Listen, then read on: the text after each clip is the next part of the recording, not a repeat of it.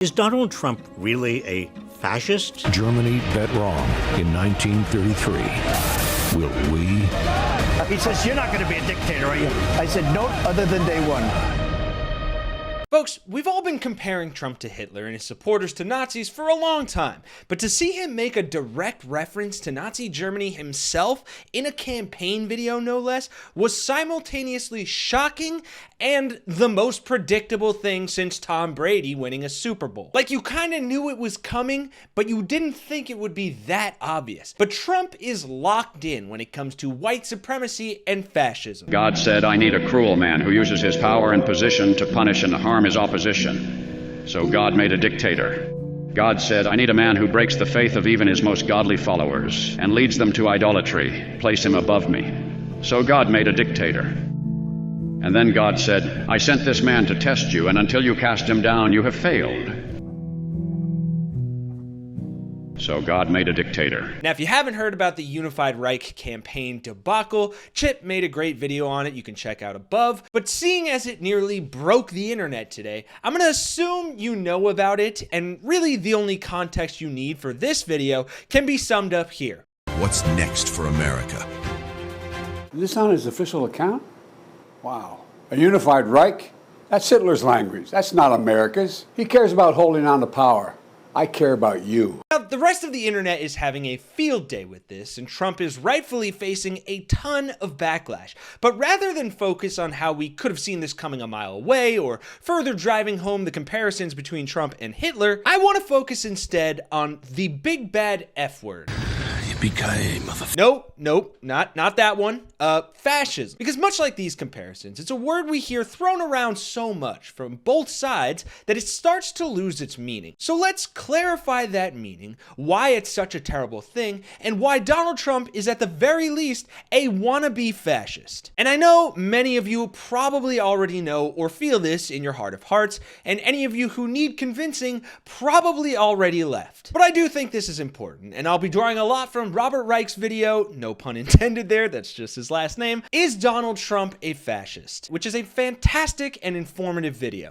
The term fascism is often used loosely, but you can generally identify fascists by their hate of the other, vengeful nationalism, and repression of dissent. Now that should already be sounding off alarm bells in your head, because these signs of fascism not only have perfect correlations with Trump's behavior, but they are so much worse than just your run-of-the-mill authoritarianism. Oh yes, thank you. I think I'll just have a sprinkle of authoritarianism today, not too much. Leaves a sour taste on the mouth. Action of democracy in favor of a strong man.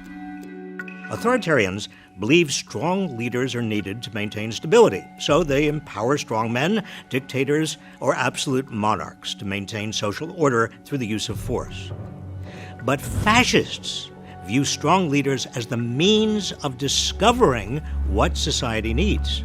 They regard the leader as the embodiment of society, the voice of the people. I am your voice. I alone can fix it.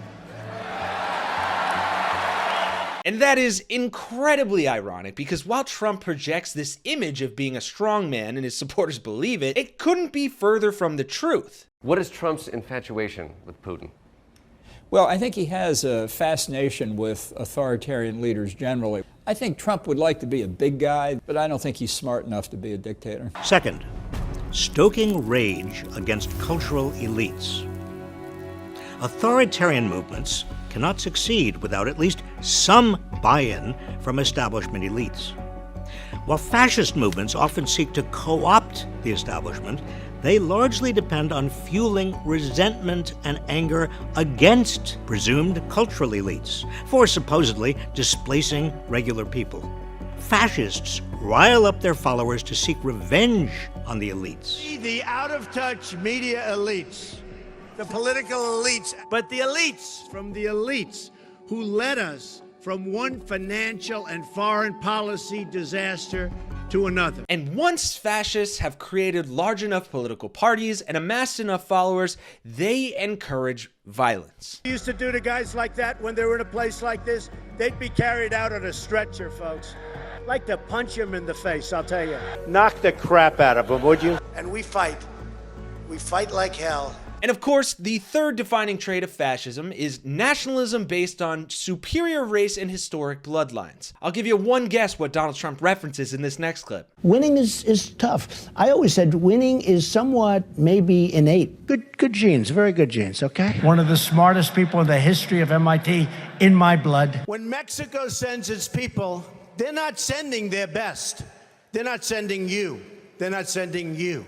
Fascists worry about disloyalty and replacement by groups that don't share the same race or bloodlines.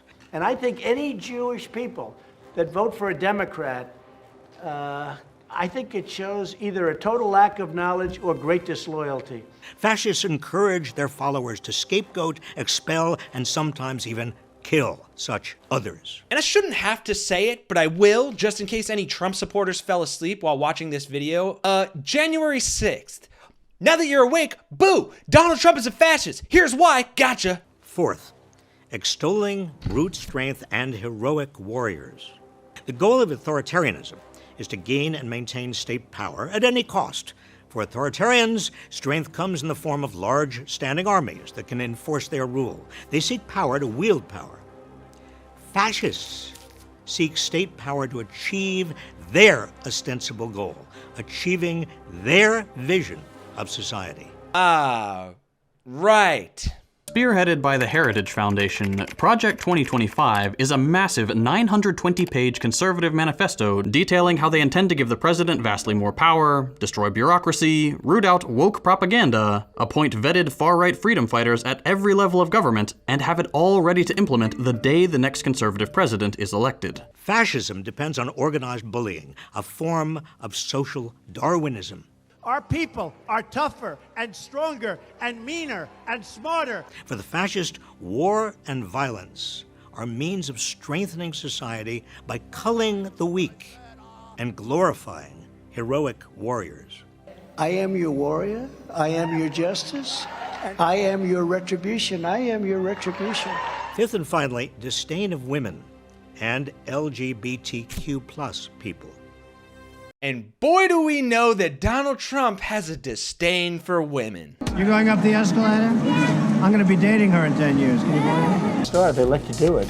You can do anything. Whatever you want. Grab them by the Donald Trump called you Miss Piggy. Yes, Miss Piggy, Miss Housekeeping. Which clearly trickles down to his sociopathic supporters. Founding fathers restricted voting rights for vast majorities of people, including women. The women didn't receive the right to vote until the 19th Amendment. And then we fixed that.